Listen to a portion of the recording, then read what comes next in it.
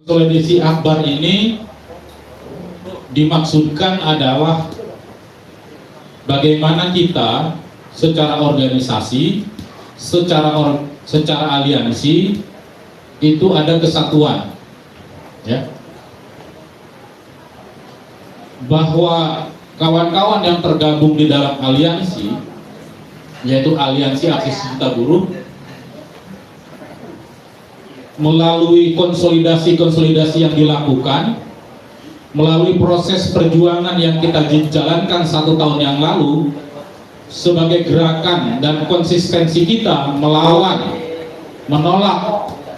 Omnibus Law Cipta Kerja yang sekarang menjadi Undang-Undang Nomor 6 tahun 2023, yang saya pastikan bahwa kawan-kawan sekalian itu adalah sudah mengetahui bahwa Undang-Undang Nomor 6 tahun 2003 ini adalah Omnibus Law Cipta Kerja itu yang sudah disahkan menjadi Undang-Undang 11 tahun 2020. Setelah itu dinyatakan inkonstitusional bersyarat oleh Mahkamah Konstitusi, lalu diterbitkan Perpu, ya. Diterbitkan Perpu nomor 2 tahun 2022. Setelah jadi Perpu, disahkan kembali oleh DPR menjadi Undang-Undang Nomor 6 tahun 2023, dan isinya sama, tidak ada perubahan apapun, ya. Mungkin berubah beberapa kata, ya. Tapi secara pokok Omnibus Law Cipta Kerja ini adalah sama, ya. Nah, konsolidasi ini dimaksudkan setelah kita para pimpinan di tingkat federasi, konfederasi yang tergabung di dalam aliansi itu melakukan refleksi dan evaluasi. Yang kawan katakan tadi bahwa kita sudah aksi berjilid-jilid, ya, sudah berkali-kali kas kita sudah terkulas di PTP, begitu juga di DPP-nya, habis pakai aksi demonstrasi menentang kebijakan yang jahanam, menentang satu regulasi inkonstitusional yang jelas-jelas merugikan kawan-kawan sekalian. Upaya yang kita lakukan secara aliansi dan organisasi yang tergabung di dalam ASB itu adalah sejak awal ini organisasi atau ini aliansi yang patut kita banggakan kawan-kawan sekalian. Karena hanya aliansi ini yang konsisten terus-menerus bergerak menentang dan melawan Omnibus Law Cipta Kerja. Langkah kita lakukan dari berbagai macam cara, ya. Mulai kita membentuk aliansi tahun lalu, terus konsisten, ya, kita bergerak bersama, besar kecil, baik media sosial dan sebagainya, tuh terus kita bergerak. Nah, melalui aliansi ini sekarang kita melakukan langkah satu, kawan-kawan kita. Sejak Perpu kita melakukan gugatan melalui MK. Begitupun ketika sudah disahkan menjadi undang-undang, kita juga melakukan judicial review di MK. Proses ini adalah salah satu proses usaha kita bagaimana undang-undang ini harus dicabut. Maka untuk itu kita juga minta bagaimana anggota-anggota kita, para pimpinan daerah, pimpinan cabang, PUK itu untuk mengawal ketika setiap kali persidangan, untuk memastikan proses hukum di dalam MK itu juga sesuai dengan harapan kita. Namun kita paham betul, kawan-kawan sekalian, tadi juga sudah dinyatakan bahwa situasi sekarang MK juga tidak bisa diharapkan. Kenapa kawan-kawan sekalian? Kita sudah banyak mendengar sekarang ketua MK-nya adalah juga saudara atau ipar daripada Presiden Republik Indonesia sekarang. Belum lagi banyak yang menilai bahwa hakim-hakim MK ini juga menjadi perpanjangan tangan kekuasaan. Dan itu bisa dilihat dari proses kebijakan atau putusan-putusan yang keluar saat ini, yang banyak keputusan yang kontroversial. Putusan memperpanjang masa jabatan KPK misalnya, ya. Dan lain sebagainya. Jadi kita tidak bisa berharap bagaimana undang-undang Omnibus Law itu kita serahkan kepada mekanisme putusan Mahkamah Konstitusi. Memang kalau kita menyerahkan itu pada putusan Mahkamah Konstitusi, pada persidangan-persidangan enak, kita nggak perlu banyak mikir, serahkan aja kepada lawyer, biar lawyer yang bersidang. Kita enak-enak di rumah, kita enak-enak bekerja aja gitu. Tapi itu bukan gerakan namanya. Kita sudah membantu organisasi ini adalah menyatakan diri sebagai organisasi gerakan buruh. Nah, kita menyadari dari hasil evaluasi ini, kawan-kawan sekalian, bahwa undang-undang ini tidak akan mungkin dicabut kalau hanya gerakannya, aksinya hanya ribuan, hanya ratusan. Memang membutuhkan satu gerakan politik yang besar, mobilisasi massa yang besar, ya. Untuk itulah kita kumpul di sini untuk membicarakan masalah ini. Karena sesungguhnya kawan-kawan sekalian, kalau kita mau jujur, para pimpinan di tingkat nasional ini, para pimpinan top presidium di dalam aliansi, misalkan para pimpinan federasi, dia tidak akan terdampak dengan undang-undang Omnibus Law. Bung Andi udah nggak bekerja di pabrik, dia nggak terdampak dengan Omnibus Law. Tidak terdampak langsung, tapi yang terdampak langsung itu adalah anggota-anggota kita atau buruh-buruh yang ada langsung di pabrik-pabrik, di tempat bekerja, di berbagai macam sektor industri. Itu yang langsung merasakan itu. Nah, kita konsolidasi ini adalah bagaimana mengajak kawan-kawan sekalian yang menentukan langkah itu, bukan kita. Karena kami membuat seruan, membuat instruksi, tidak ada gunanya ketika kawan-kawan tidak mau menjalankan itu. Inilah gunanya kita membicarakan itu. Bagaimana anggota-anggota kita di pabrik, ya, anggota-anggota di berbagai macam tempat itu bisa bergerak bersama. Karena hanya kawan-kawanlah yang akan menentukan sebagai kekuatan. Buruh tidak memiliki kekuatan apapun, dia tidak memiliki uang, tidak memiliki kekuasaan, hanya memiliki solidaritas dan kekuatan massa yang akan menentukan bagaimana gerakan perubahan itu terjadi. Kita bisa merefleksikan kawan-kawan sekalian,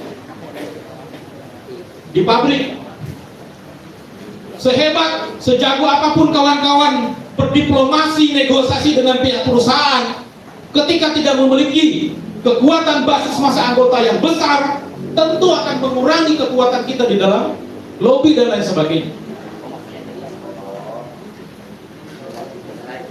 Jadi kalau ini betul-betul bahwa Omnibus Law itu adalah seperti yang kawan-kawan sampaikan, merugikan kaum buruh, sudah terjadi terdampak langsung di dalam perusahaan, maka kawan-kawan sendiri yang akan bisa membendung itu. Kawan-kawan sendiri yang bisa akan mencabut itu, kawan-kawan sekalian. Dengan apa? Dengan gerakan massa. Dengan kekuatan buruh yang berlipat-lipat, berjuta-juta mendatangi istana. Kita pengen itu. Izin sebentar Pak. Ya. Mbak, Avanza B1908 BKP. Minta tolong digeser, ada yang mau keluar. Ya. Jadi itu kawan-kawan sekalian, Bapak Ibu, ya, para pimpinan PUK, ya. Ya perlu saya sampaikan juga, memang GSBI di Jakarta Timur itu kecil Pak. Kita hanya punya 2 PUK di Jakarta Timur. Tapi insya Allah untuk tanggal 10 kita secara internal organisasi juga sudah melakukan konsolidasi, ya, di berbagai macam cabang daerah termasuk PUK. Nah ini butuh, kenapa kita hari ini dari berbagai macam PUK, ya, dikumpulkan bersama, konsolidasi bersama itu adalah untuk saling menguatkan, untuk saling berbicara bagaimana sama-sama memiliki tekad yang sama. Mungkin kan kalau kita ngumpul seperti yang tadi disampaikan, ini kalau aksi kok cuma lem doang ini, atau GSBI juga begitu. Gue udah sering ngasih, yang lain aja dulu gitu, yang lain gak turun gitu. Nah kita dengan konsolidasi ini harapannya pasca konsolidasi ini komunikasi kita bisa terus. Bagaimana memecahkan problem kesulitan-kesulitan kita di dalam mobilisasi dan lain sebagainya secara bersama-sama. Bagaimana solidaritas kelas buruh itu bisa kita wujudkan secara konkret, menjadi kekuatan yang nyata untuk mengubah kebijakan, untuk mencabut apa yang menjadi tuntutan kita. Karena sekarang kawan-kawan, rejim ini terus-menerus menghajar kaum buruh dan rakyat. Kita bukan hanya dihajar oleh Omnibus Law Cipta Kerja, tapi saat ini rejim juga sedang membahas, sedang berkong kali kong dengan DPR untuk mengesahkan Omnibus Law rancangan Undang-Undang Kesehatan. RUU Kesehatan ini, kawan-kawan sekalian, dia akan menghapus 9 undang-undang dan akan mengubah 4 undang-undang. Termasuk di dalamnya adalah Undang-Undang Sistem Jaminan Sosial Nasional atau BPJS. Dan itu juga akan berdampak. Jadi bukan hanya RTMM, bukan hanya tenaga kesehatan, tapi kita buruh-buruh di berbagai macam sektor industri dan rakyat juga akan terdampak dalam undang-undang itu, kawan-kawan sekalian. RTMM memang menyoroti salah satu aspeknya adalah bagaimana tembakau dikategorikan sama dengan narkotika atau narkoba. Dampaknya apa? Tentu dampaknya luas. Selain akan terancam bagaimana para petani tembakau, industri rokok yang menggunakan tembakau akan kehilangan pekerjaannya. Tidak kurang 6 juta orang yang akan terdampak kalau misalkan itu tetap dipaksakan. Sementara pembahasan RUU Omnibus Law Kesehatan itu prakteknya sama dengan pembahasan Undang-Undang Cipta Kerja, kawan-kawan sekalian. Pembuatannya adalah sembunyi-sembunyi, ya, tidak melibatkan partisipasi publik, tidak melibatkan partisipasi masyarakat secara terbuka dan luas. PBID sebagai tenaga organisasi dan 5 organisasi profesi lainnya yang membawahi tenaga kesehatan tidak pernah diajak bicara oleh Menteri Kesehatan, oleh pemerintah, oleh DPR di dalam membuat undang-undang ini. Padahal mereka akan terdampak langsung. Secara konkret, Serikat Pekerja RTM misalkan, atau Serikat Pekerja yang membawahi, menaungi industri rokok, tembakau, juga tidak pernah diajak bicara. Harusnya pemerintah kalau mengatakan adalah pemerintah demokratis, pemerintah yang menjunjung tinggi Pancasila dan Undang-Undang Dasar 45, elemen-elemen organisasi rakyat itu harus dilibatkan. KSPSI yang membawahi tidak kurang dari 2 juta buruh di Republik ini harusnya dilibatkan. Federasi-federasi serikat buruh yang membawahi ribuan, ratusan ribu serikat buruh harusnya dilibatkan dalam pembahasan ini. Tapi ini tidak, kawan-kawan sekalian. Mereka sembunyi-sembunyi.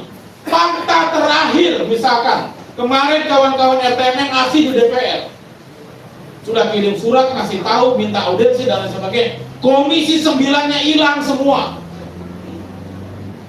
Kenapa? Mereka rapat panja tidak di DPR, tapi di hotel tak di mana, nggak diketahui oleh rakyat. Ini kan kurang ajar. Kita, para pimpinan konfederasi, para pimpinan federasi itu marah betul. Kawan-kawan bisa tanya ke Pak Arief, apakah bisa tidur nyenyak dalam situasi ini? Enggak, kita mikir terus bagaimana ini. Karena anggota-anggota kita yang terdampak. Tapi kita tidak bisa apa-apa tanpa keterlibatan kawan-kawan sekalian. Lebih parah lagi Undang-Undang Omnibus Law Kesehatan ini, kawan-kawan sekalian. Saya sudah baca naskah akademiknya, karena setiap pembuatan undang-undang itu harus ada naskah akademiknya. Sama ketika Undang-Undang Cipta Kerja. Naskah akademiknya dulu nggak ada loh. Ketika Undang-Undang Omnibus Law Cipta Kerja itu, setelah orang mempermasalahkan, kita mengkritik, baru keluar naskah akademiknya. Tapi juga tidak tahu siapa yang membuat naskah akademik itu. Padahal naskah akademik dalam pembuatan undang itu syarat mutlak, harus menjadi dasar untuk itu.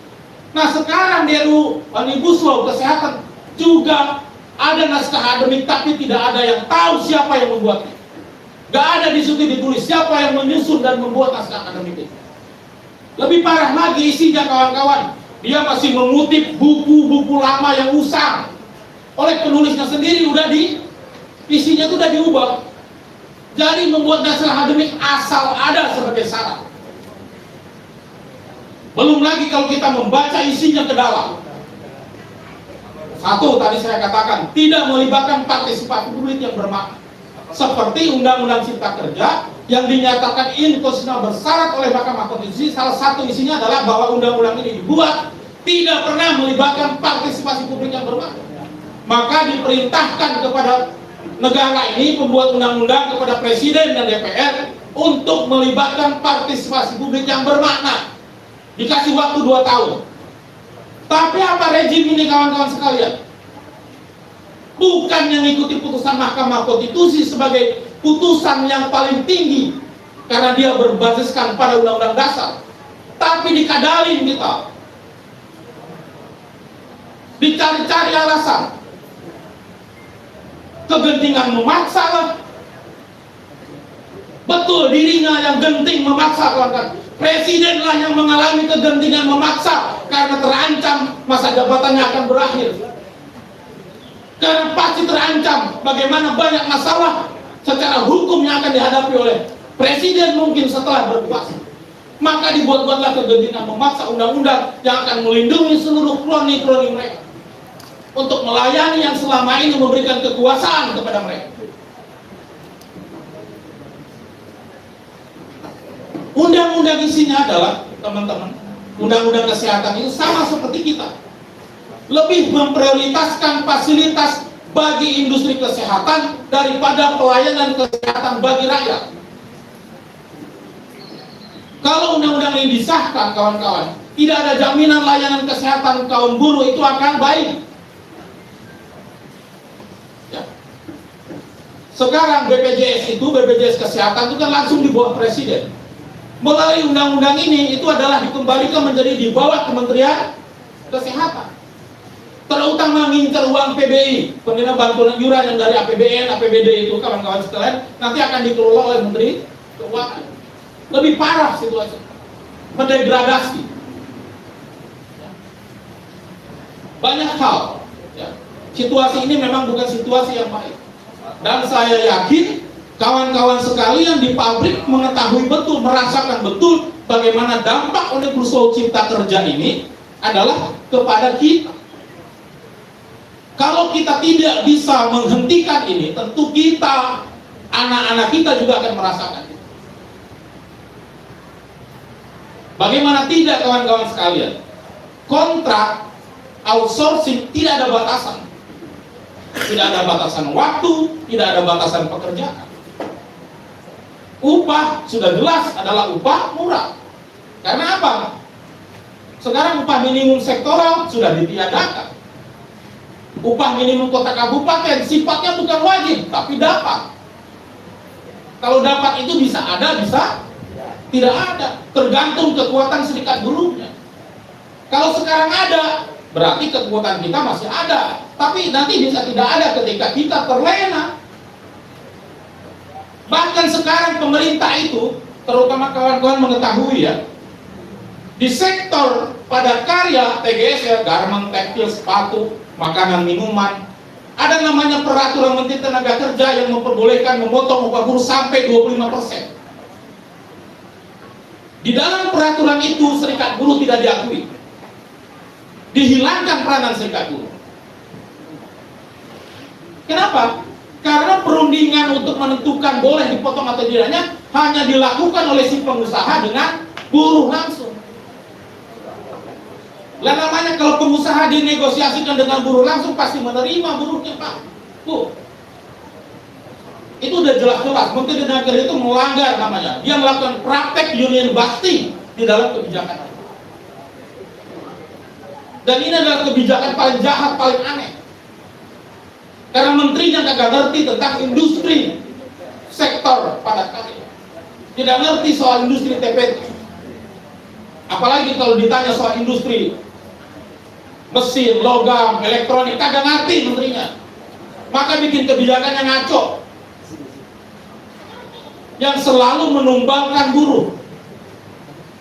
Pandemi, siapa yang diuntungkan? Para pengusaha, para pejabat. Buruh upahnya boleh dipotong, THR-nya boleh dicicil.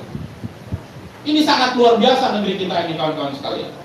Rejim ini sangat luar biasa. Betul-betul menunjukkan bahwa rejim ini adalah rejim daripada kaki tangan kekuatan kapitalis monopoli internasional. Kalau kita mau baca, kalau kita mau analisis lebih dalam, kawan-kawan sekalian, ya, masih boleh nggak nih waktunya? Boleh. Ya, kalau kita mau baca, kawan-kawan sekalian, ya, analisis kita jauh lebih tajam bahwa proses ini, kenapa pemerintah atau rejim Jokowi ini terus-menerus mengeluarkan kebijakan yang melayani, menyenangkan, memudahkan urusan-urusan para kapitalis internasional masuk ke Indonesia. Itu karena memang watak dari rejim ini adalah rejim kaki tangan, rejim boneka dari kekuatan kapitalis monopoli internasional. Mereka dikendalikan oleh para pemilik modal. Ini adalah bagian mereka melayani daripada jasa yang sudah diberikan, fasilitas untuk mereka menaik dalam kekuasaan. Negeri-negeri imperialis, Amerika, Eropa sedang mengalami krisis. Kawan-kawan, krisis itu bukan soal perang, bukan hanya soal perang saja, bukan sembako langka, sembako mahal, bukan hanya itu krisis itu. Kelebihan uang yang numpuk tidak bisa digerakkan, itu juga krisis. Kelebihan alat-alat perang, Amerika tiap hari memproduksi alat-alat perang. Kita memproduksi mobil tiap hari, memproduksi motor tiap hari. Apakah rakyat itu mengganti motor tiap hari? Kagak. Setahun sekali aja ganti motor udah hebat. Ganti mobil setahun sekali aja udah hebat. Maka krisis, Amerika sedang mengalami krisis. Bahkan pertumbuhan ekonominya paling buruk di dalam sejarah sejak tahun 1930-an. Mereka juga kelilit hutang, negaranya ya. Tapi kapitalisnya adalah krisis di mana mereka mengalami overproduksi, mengalami over kapital. Nah, over kapital ini harus dilemparkan ke negara-negara di berbagai macam tempat, terutama di negara-negara yang selama ini menjadi jajahan mereka, menjadi kaki tangan mereka, seperti Indonesia. Maka mereka harus memastikan rejim yang berkuasa di dalam satu negeri itu adalah rejim yang taat kepada mereka. Maka dimintakanlah membuat regulasi yang memudahkan investasi masuk tanpa ada hambatan apapun. Fakta itu teman-teman bisa baca di dalam Undang-Undang Omnibus Law. Mau investasi dimudahkan, mau butuh tanah tinggal ngomong, Jokowi akan selesaikan. Tidak ada lagi, pajak dipermudah. Di sektor TPT misalkan, ekspor garment, tekstil, furnitur dan lain sebagainya, mau dikirim ke Amerika tanpa pajak. Investasi tanpa pajak, teman-teman. Tax holiday dibebaskan. Untuk menguasai tanah dijamin sampai 190 tahun. Kolonial Belanda aja hanya memberikan jaminan sampai 90 tahun. Ini sampai 190 tahun. Apa kagak gila? Itu dalam regulasi nyata, kawan-kawan sekalian. Mereka dipermudah. Termasuk upah buruh terus dimurahkan. Sejalan, teman-teman, kebijakan ini adalah dengan kebijakan daripada Bank Dunia. Ada laporan Bank Dunia tahun 2018 itu yang dirilis oleh Bank Dunia, silahkan teman-teman cek di websitenya, yang mengatakan bahwa hukum perburuan di Indonesia itu harus difleksibelkan lagi. Hubungan kerja kita ini sudah fleksibel, tapi mereka minta itu difleksibelkan lagi. Hubungan kerja yang fleksibel yang lebih fleksibel. Implementasinya di mana, teman-teman? Yaitu tadi di dalam Undang-Undang Omnibus Law. Hubungan kerja kontrak, kalau dulu outsourcing ada batasan. Outsourcing kan dulu hanya 5 jenis pekerjaan. Kontrak hanya boleh sampai 5 tahun. Ya paling lama ya 3 tahun atau 3 kali. Setelah itu sudah akan kontrak. Sekarang tidak ada. Tidak ada batasan waktu. Artinya hubungan kerja itu yang sudah fleksibel harus lebih fleksibel lagi. Jadi kalau kita ngomongin fakta-fakta, dampak-dampak buruk Omnibus Law Cipta Kerja kepada kaum buruh, kepada rakyat tidak akan selesai dalam waktu 1 bulan, apalagi kita hanya berjam-jam ngomong di situ. Dan itu nyata. Rejim ini tahu. Masalahnya sampai sekarang belum ada gerakan rakyat, gerakan buruh yang masih berjuta-juta berbondong-bondong silaturahmi ke istana. Hanya itulah jalan yang harus kita pilih, kawan-kawan sekalian. Nah, untuk itulah pertemuan ini kita berharap pimpinan PUK menyampaikan kita kepada anggota-anggota langsung. Kalau nggak sanggup kawan-kawan, sampaikan kepada kami bisa bertemu dengan anggota. Karena mereka yang memiliki kekuatan. Kita berharap tanggal 10 itu, kawan-kawan sekalian, kenapa ditentukan tanggal 10? Kalau sudah bulan September, Oktober, November sampai pertengahan tahun besok akan disibukkan dengan urusan cupras, capres, pemilu. Ya, kita tidak akan fokus lagi urusan capres ini, capres itu, caprus ini, pemilu ini, partai ono, partai ini. Yang ngomongnya kalau ketemu kita pasti manis, Pak, Bu, kawan-kawan sekalian. Gak ada yang ngomong pahit. Janjinya setinggi langit, padahal mah bau got. Itu yang fakta, kawan-kawan sekalian. Nah, maka kita mimpi, kawan-kawan. Sekarang masih mimpi, semoga mimpi ini jadi kenyataan.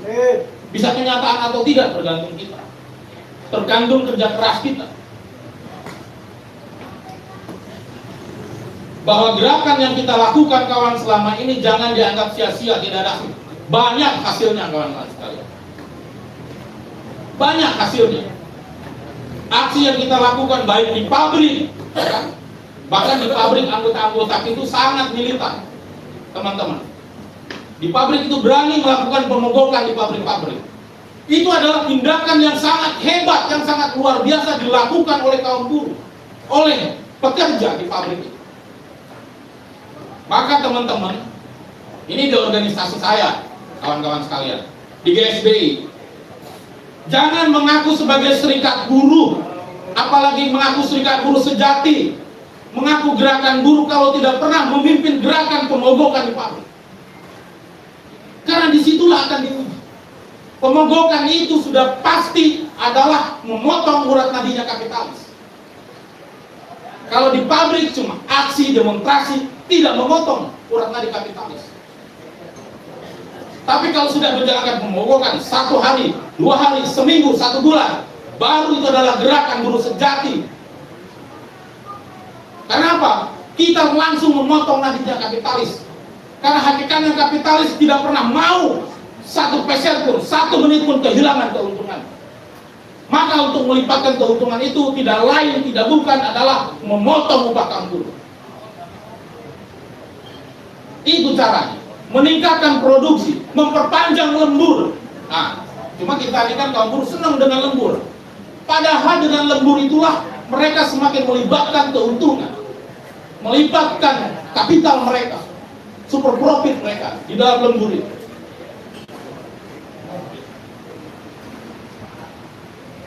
Kita ini, kawan-kawan sekalian, buruh-buruh ini masih butuh panjang untuk kita sadarkan.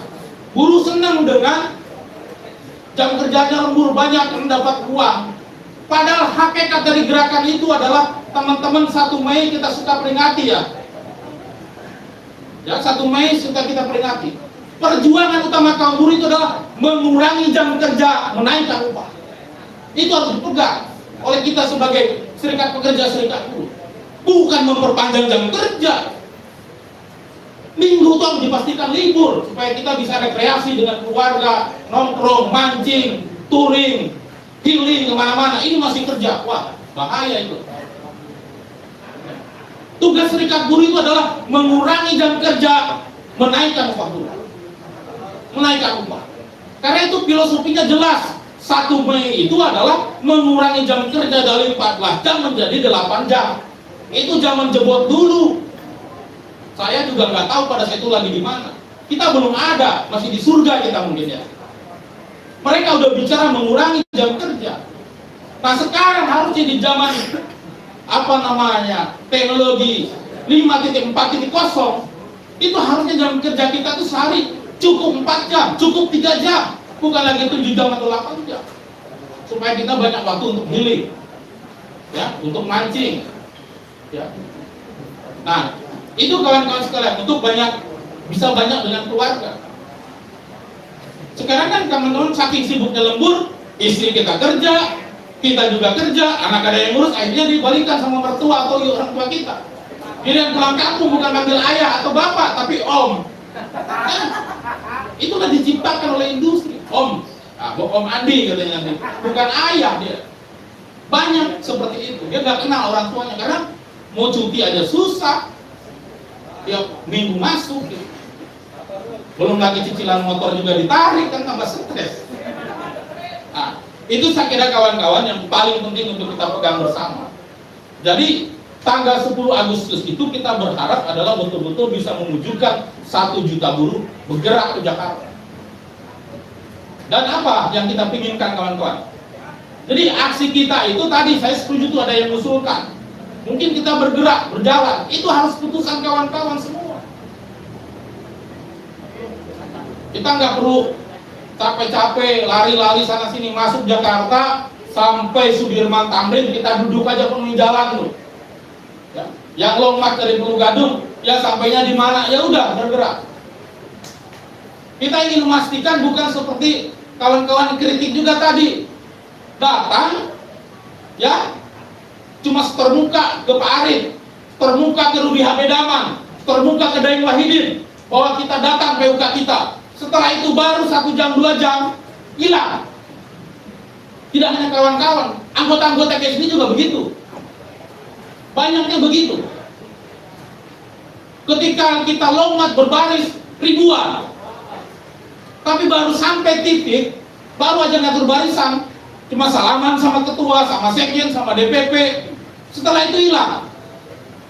Nah, kita nggak mungkin aksi macam begitu akan bisa mencabut undang-undang Omnibus Law.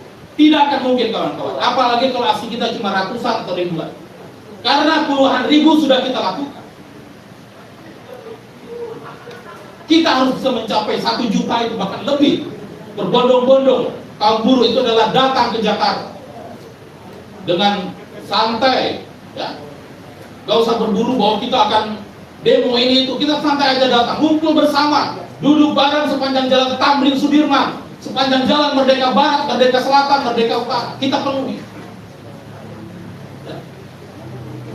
Nah, kita ingin seperti itu, kawan-kawan sekalian. Jadi itu mungkin yang bisa saya sampaikan. Jadi mohon maaf kalau ada banyak kata-kata yang tidak berkenan. Tapi mudah-mudahan ini menjadi semangat kita untuk terus menyemangati kita berkonsolidasi. Karena setelah dari sini kawan-kawan, tugas utama kawan-kawan sebagai pengurus PUK, terutama kawan-kawan GSBI ya, khususnya saya minta, teman-teman harus bicara langsung dengan anggotanya, bukan selesai di tingkat kita. Kalau selesai di tingkat kita, wassalam. Tapi rencana ini, gagasan ini harus sampai kepada anggota kita. Kalau anggota kita 5.000, harus sampai kepada 5.000 orang itu. Harus mereka ngerti apa yang menjadi tuntutan kita, bagaimana rencana kita, harus sampai kepada anggota kita. Nah, itu saja kawan-kawan, karena yang akan menentukan perubahan ini selain Tuhan yang Maha Kuasa atau Gusti Allah, tapi juga ikhtiar kita. Ini adalah bagian daripada ikhtiar. Ya. Bagian daripada ikhtiar kita. Bagaimana untuk membebaskan kaum buruh dari belenggu penindasan dan penghisapan. Sedikit dari belenggu penindasan dan penghisapan. Karena sesungguhnya undang-undang itu adalah bagian kecil yang menghisap kita, menindas kita. Itu saja dari saya. Bila taufiq wal hidayah. Assalamualaikum warahmatullahi wabarakatuh. Hidup buruh! Hidup buruh! ASP! Kurang kompak. ASP! ASP! ASP!